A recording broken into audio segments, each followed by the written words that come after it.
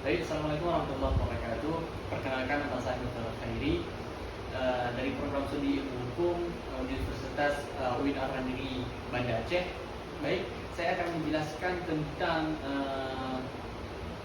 mata kuliah hukum dan HAM yang dosen pengampunya yaitu Ibu Mimi Aida SH/MH dengan NIM saya yaitu 240106070. Next. Di dalam teori ini menjelaskan bahwa HAM adalah dasar yang memiliki setiap manusia sejak lahir, yaitu kodrat. Setiap manusia ini memiliki hak kodrat masing-masing, anugerah dari Tuhan Yang Maha Esa. Sebagai landasan kehidupan bermasyarakat dan bernegara, HAM menjamin kebebasan, keadilan, dan kebersamaan. Namun, praktik pelanggaran sering muncul karena perbedaan pandangan tentang asal-usul dan penerapan hak tersebut.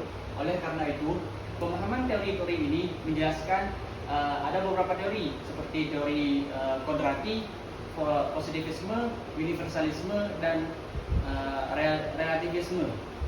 Nah, selanjutnya adalah rumusan masalah.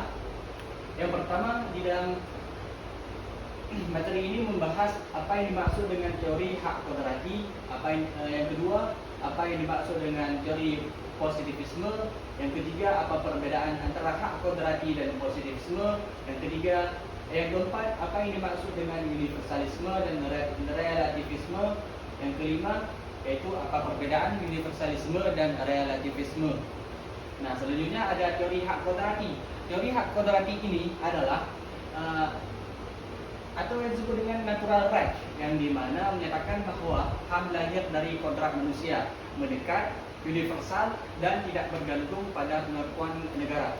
Teori ini dikemukakan oleh seperti Aristoteles, John Locke, Cicero, Thomas Aquinas, dan lain sebagainya. Ada kelebihan di dalam teori ini. Yang pertama yaitu menjamin martabat manusia, dasar moral yang kuat untuk hak universal atau menyeluruh. Dan implikasinya atau penerapan menjadi dasar argumentasi terhadap aturan yang menindas atau diskriminatif. Selanjutnya ada teori positivisme, yang dimana teori ini menegaskan bahwa hak berlaku ketika diatur dan diakui oleh hukum negara karena memiliki peran utama untuk menetapkan dan melindungi hak melalui norma positif. Tokoh yang pelopori teori ini ada Jeremy Bentham dan John Austin, yang dimana pada dasarnya teori ini terkait dengan termasuk ke dalam Undang-Undang Dasar 1945 dan Undang-Undang nomor 39 tahun 1999. Baik. Ada kelebihan di positivisme ini memberikan kepastian hukum dan mekanisme penegakan yang jelas, dan kelemahannya tergantung pada kebijakan pemerintah berisiko jika hukum sendiri tidak adil. Dan selanjutnya yaitu hak kodrati berlaku sejak lahir, yang positivisme ini setelah diatur oleh hukum. Dasar kodrati ini moral dari etika, positivisme dasarnya hukum, norma hukum dan regulasi. Selanjutnya ada risiko. Hak kodrati ini memiliki risiko kurang mekanisme penegakan norma, sedangkan positivisme ini memiliki risiko bergantung pada legitimasi hukum yang dikeluarkan oleh negara.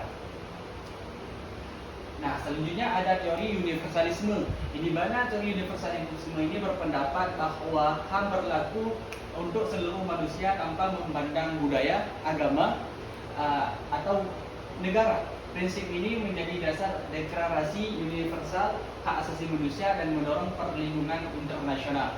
Ada poinnya yaitu seperti standar internasional, fokus pada hak individu, dan dukung intervensi hak asasi bila diperlukan.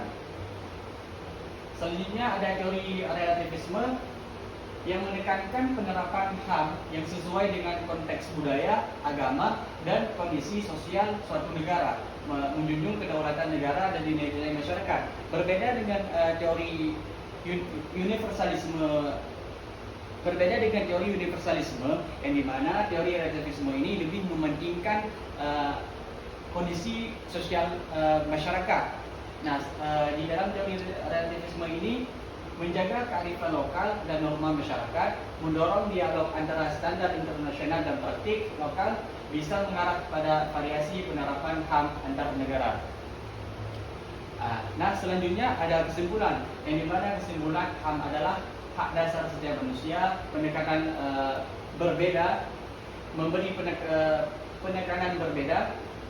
Yang kedua ada hak kodrati, HAM, dasar moral dan universalitas, positivis, kepastian hukum, dan peran negara. Yang ketiga, universalisme menuntut standar global, relativisme meningkatkan pentingnya konteks budaya. Nah, selanjutnya yaitu yang keempat, pendekatan saling melengkapi dalam upaya perlindungan HAM yang efektif. Sekian dari saya, apabila banyak kekurangan mohon maaf. Assalamualaikum warahmatullahi wabarakatuh.